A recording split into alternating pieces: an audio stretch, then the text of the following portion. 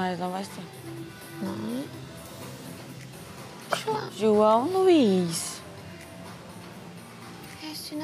É amanhã, né? Sim.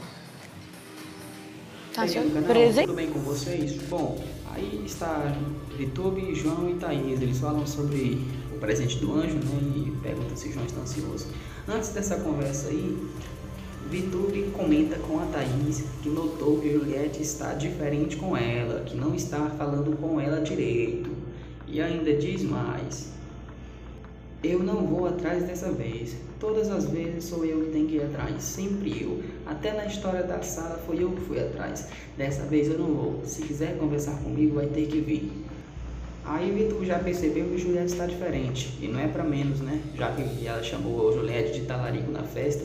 E Juliette tem percebido algumas atitudes dela das quais ela não está gostando. Juliette, que vem se atentando mais ao jogo e começa a abrir os olhos até mesmo para Vitube, está um pouco mais esperta. E é isso aí que eu esperava da Juliette mesmo, em todos nós eu acho.